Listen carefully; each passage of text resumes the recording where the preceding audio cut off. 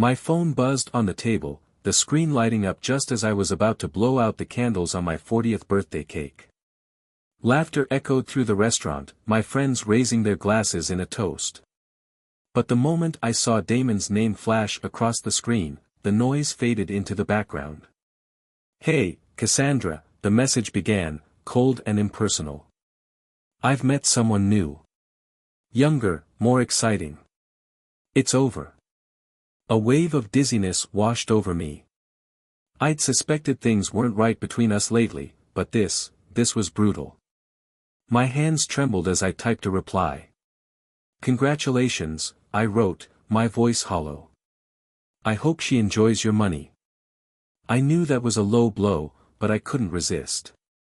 Damon had always flaunted his wealth, making me feel inferior with his fancy cars and designer suits. But I had a secret weapon, my intelligence.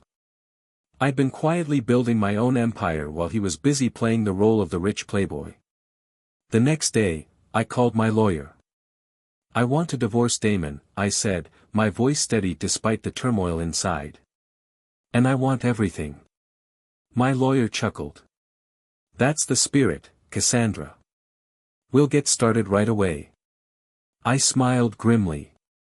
Damon had underestimated me for too long. He thought I was just a trophy wife, someone who would cower and beg when he left. But I was far from helpless. I'd been meticulous in documenting every penny Damon had spent from our joint accounts.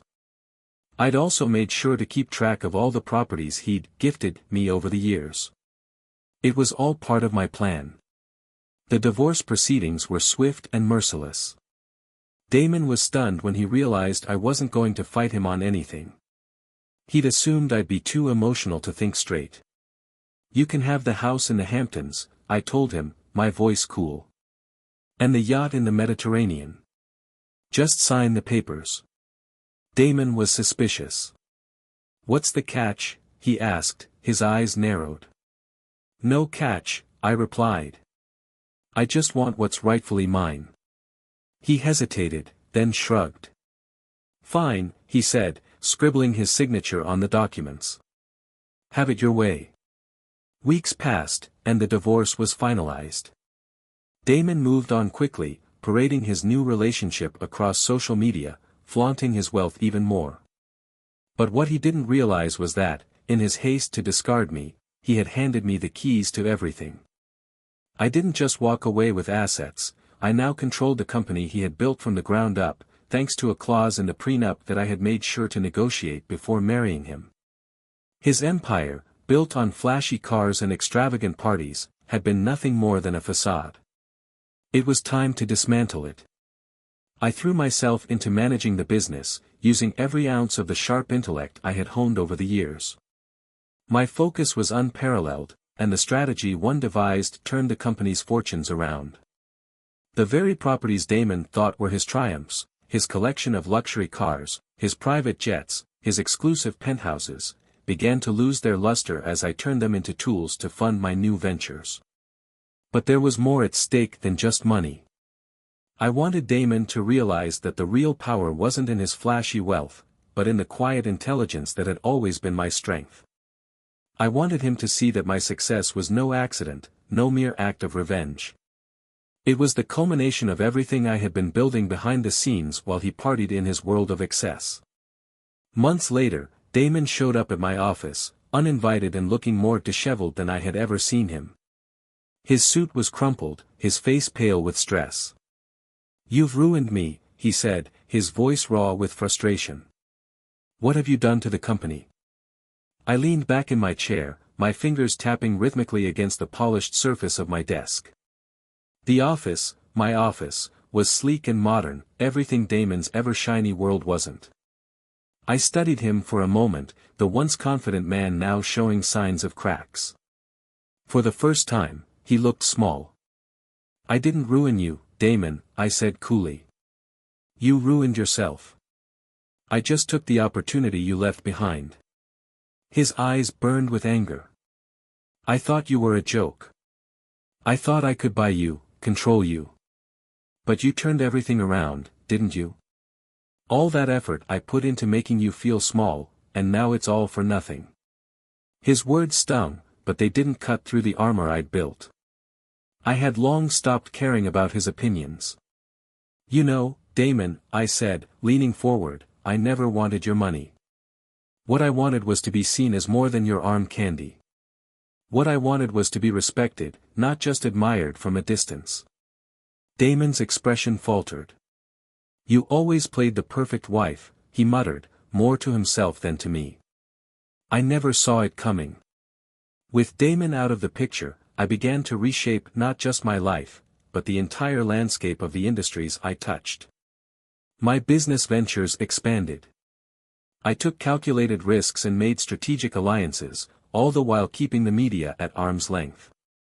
There was no need for attention, only results. The media, of course, took notice, but I played the game with precision, leaving just enough of my story out there to keep them interested. I'd never been a part of the high society world Damon was so obsessed with, and now, I was thriving outside of it. My success was built on something stronger than wealth or showmanship, it was built on resilience and intellect. Then, a year after the divorce, a gala was being held in my honor. The guest list was a who's who of the elite, but I wasn't there to impress them. I was there to continue building my empire. As I entered the venue, heads turned, but this time, it wasn't because of my beauty or my role as Damon's ex-wife. It was because of what I had achieved. I walked through the crowd, my heels clicking sharply on the marble floor, and saw him. Damon, standing across the room, his expression unreadable.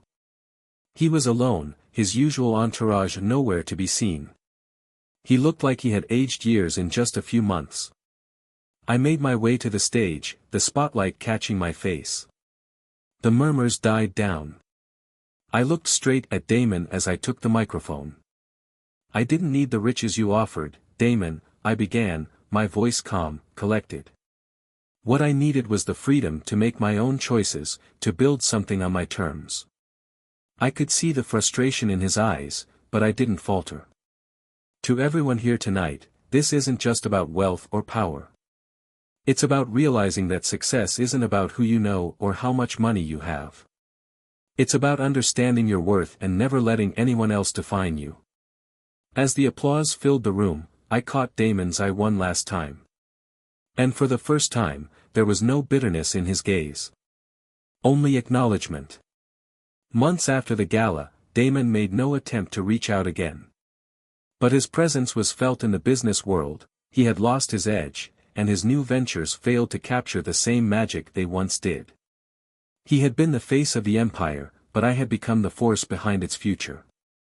My life was finally my own, and as I stood on the balcony of my penthouse, looking out at the city below, I realized that the best revenge wasn't in destroying Damon, it was in becoming someone he could never have imagined, a woman who didn't need him to succeed.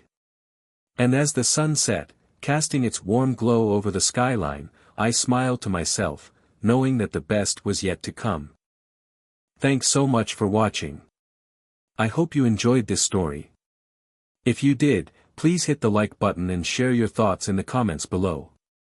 I would love to hear what you think. Your feedback really helps me create better content for you. Don't forget to subscribe so you never miss an update. Thanks again and see you in the next video. Take care.